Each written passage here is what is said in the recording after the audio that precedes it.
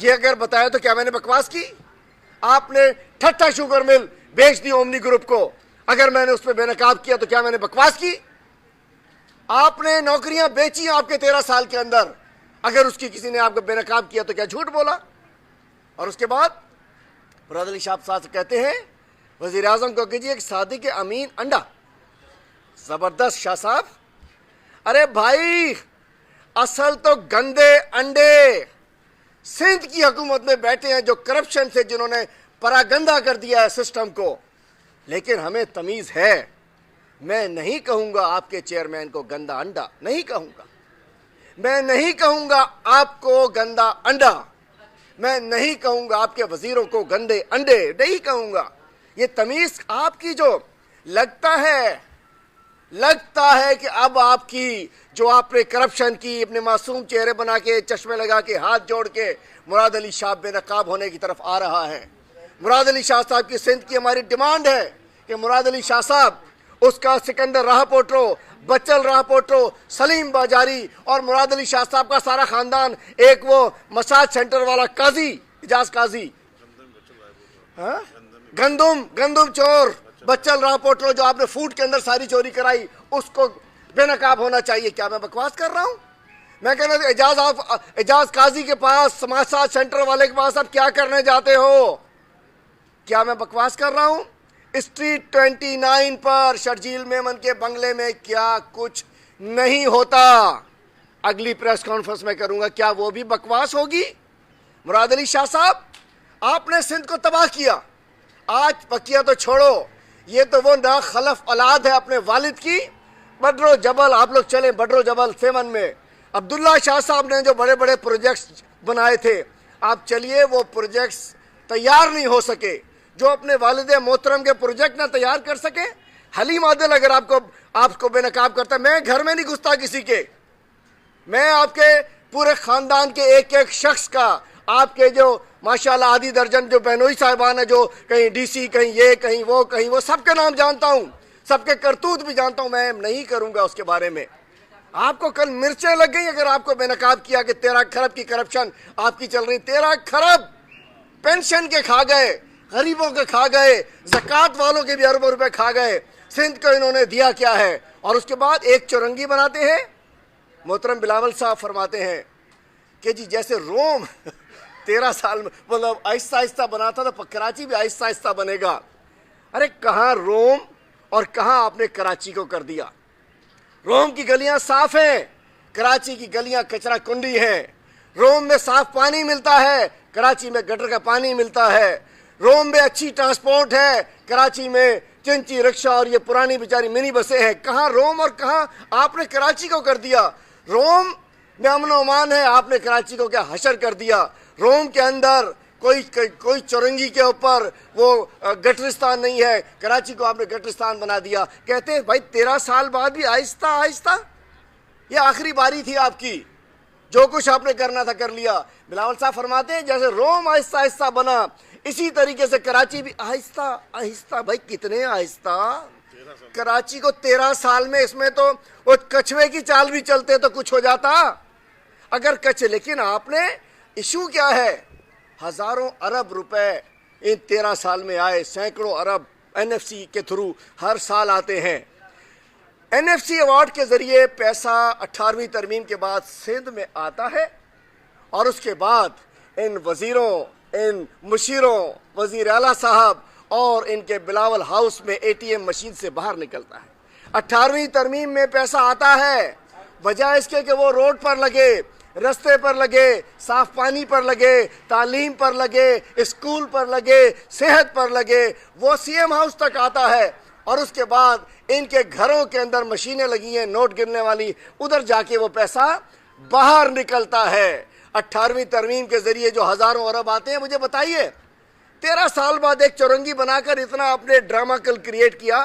میں تو خود گیا آج وہاں، راجہ اظہر صاحب ہمارے ساتھ تھے کہ دیکھو تو صحیح بھائی، مچھروں کے لیے چلو تو صحیح، مچھر کالونی چلے، اس میں ریڈی گوٹ جائیں، ابراہیم حیدری، وہاں لوگ ان کی زندگی بیچاروں کی बड़ी बेबस है, उनके पास तालीम नहीं है, उनके पास गंदगी है, उनके पास सफाई नहीं है। नहीं मच्छरों के खिलाफ, मच्छरों ने चुरंगी के ऊपर क्या करना है?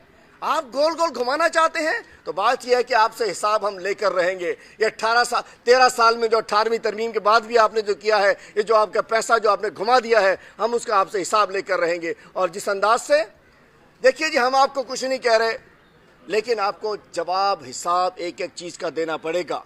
मैं कहना चाहता हूं, जिस अंदाज से जाली लाइसेंस जारी किए जा रहे हैं, जिस अंदाज से एक माफियाज को साथ मिलाकर सिंध में अमन अमान की सूरत हाल पैदा की जा रही है, पीपल्स पार्टी अपनी प्राइवेट मलेशिया बनाना चाहती है। मैं कहूँगा, मैं बार बार कहूँगा, वज़ीर आला साहब, आप कल जिस अंदाज से अपनी ज़बान पर कंट्रोल नहीं रख सके, आप सिंध की तारीख के, मुराद अली शाह साहब सिंध की तारीख के करप्ट आला हैं, करप्ट तरीन वज़ीर आला हैं, जो बड़े टेक्निकल करप्शन करते हैं।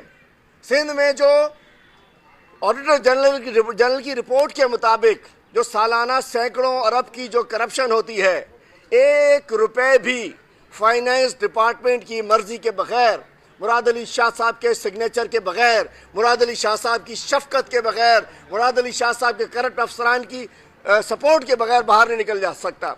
तो जितनी फाइनेंस डिपार्टमेंट में करप्शन हुई है, उसके जिम्मेदार मुराद अली शाह साहब वज़ीर आला साहब है। और मैं कहना चाहता हूँ, रोशन सिंध के नाम पर सिंध को अंधेरा लगा दिया। रोशन सिंध प्रोजेक्ट में अरबों रुपए करप्शन करके सिंध को अंधेरों में ढकेल दिया मुराद अली शाह साहब आपने। मैं जाती पे बात कर सकता हूँ, मैं भी आपके रिश्तेदारों में, भाइयों में एक एक बात को कर सकता हूँ, मेरी ये आदत नहीं है।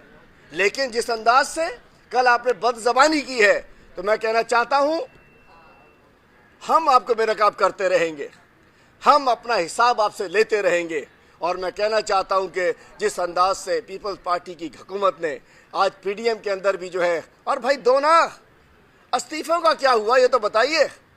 कल बड़ी ज़बरदस्त बात की हमारी फिरदौस आशिक आवान साहिबा ने, एक बड़ा मशहूर रिश्ता था ना, मरसू इस्तीफे ना देसू। बड़ी ज़बरदस्त बात की है फिरदौस आशिक आवान ने कि पीपल्स पार्टी का नया नारा है मरसू इस्तीफे न देसू, इसलिए कि भला दोबारा खट न सकसूं, दोबारा जीत नहीं सकते हैं। तो बात यह है, किसको ब्लैकमेल कर रहे हैं, किसको डरा रहे हैं, किसको धमका रहे हैं? आप इस्तीफे दें, हम इलेक्शन लड़ने को तैयार हैं। बाकी इमरान खान साहब, अल्हम्दुलिल्लाह, मैं बताना चाहता हूं कि आपके इन घटिया जुमलों से, आपके इन घटिया ज़बान से, आपके इस घटिया तरीक़ाकार से, आपकी बदज़बानी से सूरज पे थूकोगे अपने मुंह के ऊपर आएगा। इमरान खान वो वज़ीर आज़म है जो अल्हम्दुलिल्लाह सुप्रीम कोर्ट से सादिक और अमीन है।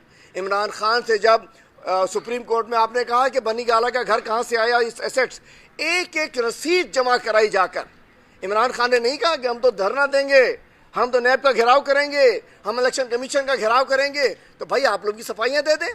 जब आपको नोटिस निकलता है आप कहते हैं मैं नहीं जा रहा।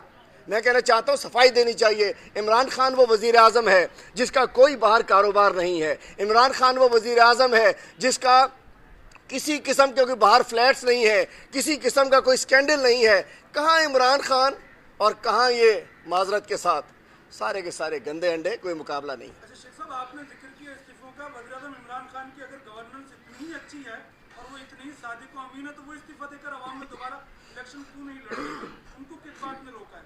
मैं समझता हूँ कि बड़ी मासूमाना साजिश ख्वाहिश का इजहार फरमा रहे हैं। इमरान खान इस्तीफा क्यों दे?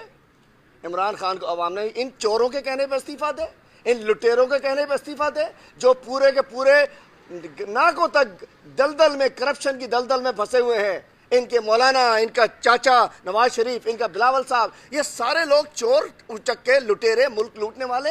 इमरान खान क्यों इस्तीफा दे?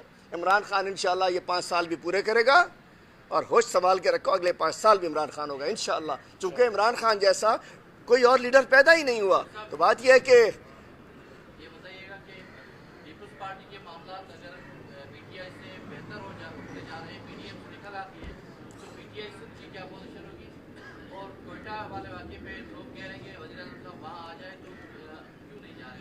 देखिए जी, हमारी वज़ीर आज़म साहब की टीम्स वहाँ मौजूद हैं। शेख रशीद साहब भी गए हैं, अली जैदी साहब भी गए हैं। हमारे इंशाअल्लाह वज़ीर आज़म ने ऐलान किया है کہ انشاءاللہ ان کو سزا دی جائے گی، ان کو پکڑا جائے گا جنہوں نے دہشت گردی کی ہے، اور انشاءاللہ پورے پاکستان سے ان کا کلا کما کیا جائے گا۔ جب وقت آئے گا وزیر اعظم رابطے میں ہیں، انشاءاللہ ان کی ٹیمز موجود ہیں، ضرور جائیں گے، اور ہم سمجھ سکتے ہیں کہ بڑا افسوسناک ایک واقعہ ہوا ہے۔ دوسرا سوال کیا تھا آپ کا؟ ہاں ارے بھائی، پیپلز پارٹی اسی تنخواہ پہ کام کرے گی، ہم تو پیپلز پارٹی کی اپوزیشن ہے۔ یہ پی ڈی ایم میں تھی کہاں؟ یہ ڈرانے گئے تھے، ڈر کے واپس آ گئے، یہ دھمکانے گئے تھے، دھمک کے واپس آ گئے۔ پیپلز پارٹی پہ دم نہیں ہے، ختم ہو چکی۔ وہ پارٹی اور تھی جو بے نظیر کی تھی، جو زیڈ اے بی کی تھی۔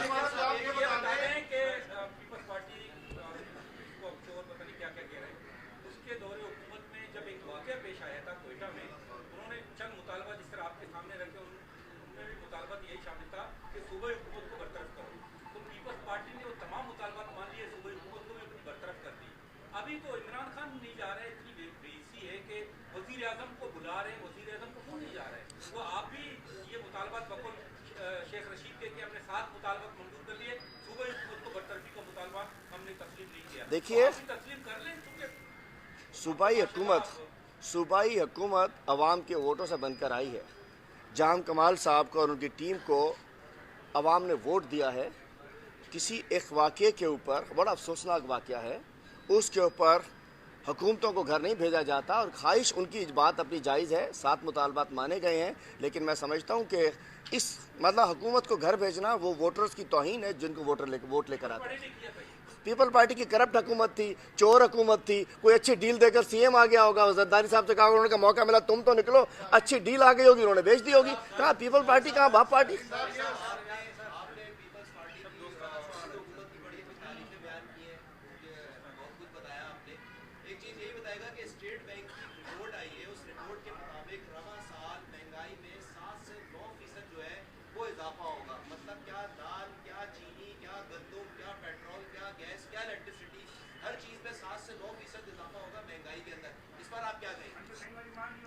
فرسٹ جنوری جو تھا 2021، گزشتہ 19 ماہ میں کم ترین سطح تھی مہنگائی کی۔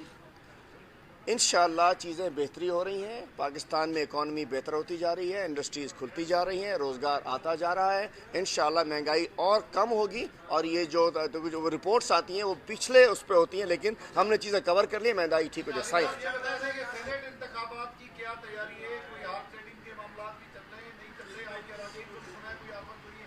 دیکھیے عمران خان کے دور میں انشاءاللہ ہارس ٹریڈنگ تو نہیں ہو سکتی، کھوتا ٹریڈنگ ضرور ہو سکتی ہے، تو میں سمجھتا ہوں کہ اس کو ختم کرنے کے لیے ایک صدارتی ریفرنس سپریم کورٹ میں جائے۔ مجھے امید ہے کہ جمہوریت کی مضبوطی کے لیے، جمہوریت کی بہتری کے لیے، ہارس ٹریڈنگ اور ایک کھوتا ٹریڈنگ کے خاتمے کے لیے اس کو منظور کیا جائے گا۔ اگر میں تو کہتا ہوں دیکھیے نا، اس سے آپ دیکھ لیں، یہ کھوتا ٹریڈنگ والوں نے، ہم نے ان سے کہا تھا کہ آئیں ترمیم لے آتے ہیں کہ شو آف ہینڈ ہو جائے نا جی، بس جس کا ووٹر ہے اس کو ووٹ دے۔ ان کو چونکہ پتہ ہے یہ ان کی زندگی اسی پہ خریدتے بیچتے گزر گئی، ہم نے انشاءاللہ ہمیں امید ہے کورٹ سے کچھ نہیں ہوگا، باقی سینٹ کی تیاری ہے، انشاءاللہ سینٹ میں سندھ میں بہت بڑا سرپرائز دیں گے آپ کو، یہ بھی آج سن لیں آپ۔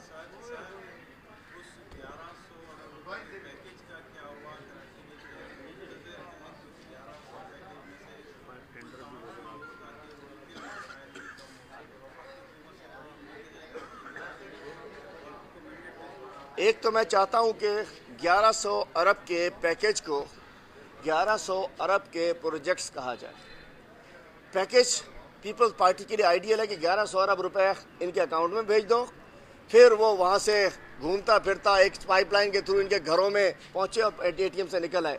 1100 ارب کے ہیں پروجیکٹس، 62% ہم نے کرنے ہیں، لیکن اس کے اندر پیپلز پارٹی کی جانب سے رکاوٹیں ڈالی جا رہی ہیں، لیکن جیسے K4 ہے، K4 واپڈا اور ویب ڈبلو کر رہی ہے اور دیگر وہاں فیڈرل گورنمنٹ کر رہی ہے، لیکن یہاں سے فائلیں نہیں چلتی ہیں۔ میں سمجھتا ہوں 1100 ارب پہ پروجیکٹ جو ہیں 62% جو ہمارا پورشن ہے، انشاءاللہ اس کے لیے تمام فیڈرل گورنمنٹ کی طرف سے جو تیاریاں تھیں مکمل ہو چکی ہیں، پوری کرنے دیجیے۔ انشاءاللہ 1100 ارب کے جو پروجیکٹس ہمارے ذمے ہیں وہ کر کے رہیں گے اور سندھ گورنمنٹ سے بھی کروا کے رہیں گے۔